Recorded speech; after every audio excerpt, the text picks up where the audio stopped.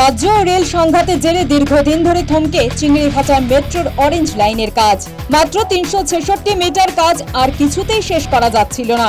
এই নিয়ে Kolkata high court, supreme কোর্টে ভর্ৎসনার মুখে পড়েছিল রাজ্যের পূর্বতন তৃণমূল সরকার। ভোট পর্ব চলার মধ্যে কড়া মনোভাব প্রকাশ করেছিল শীর্ষ আদালত। শেষ পর্যন্ত বিধানসভা নির্বাচনে সরকার বদলাতেই কাটল চিংড়িঘাটা মেট্রোর জট। শুক্রবার থেকে শুরু হচ্ছে পূর্ব ও পশ্চিমমুখী দুটি ফ্ল্যাঙ্ক তৈরির কাজ। কলকাতা পুলিশ সূত্রের খবর, নিউ গড়িয়া এয়ারপোর্ট মেট্রোর অরেঞ্জ লাইনের কাজ 15ই মে শুক্রবার রাত 8টা থেকে শুরু করা হবে, চলবে 18ই মে সকাল পর্যন্ত। এই সময়ের মধ্যে 317 ও 318 নম্বর পিলারের জন্য পশ্চিমমুখী ফ্ল্যাঙ্ক দিয়ে জোড়া হবে।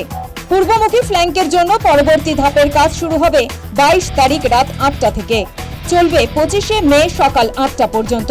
এই সময় ইএম বাইপাসের উপর তৈরি 317 ও 318 নম্বর পিলার ফ্ল্যাঙ্ক দিয়ে জোড়া হবে। শহরবাসীর জন্য সুখবর, শুরু হচ্ছে চিংড়িঘাটা মেট্রো স্টেশনের কাজ এবং মেট্রো রেল কর্তৃপক্ষ তারা জানাচ্ছেন দুর্গা পুজোর আগে, অর্থাৎ পুজোর আগেই কিন্তু এই মেট্রো রুটের কাজ শেষ হবে। এই সময় পর্বে চিংড়িঘাটা দিয়ে যান চলাচল নিয়ন্ত্রণ করবে কলকাতা পুলিশ।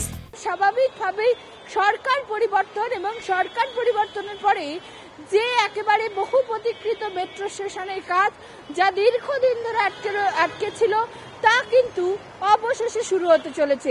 তবে জ্যোতির্ময় সিং রিপোর্ট, ডিস্টাইপ বাংলা, চিংড়িঘাটা।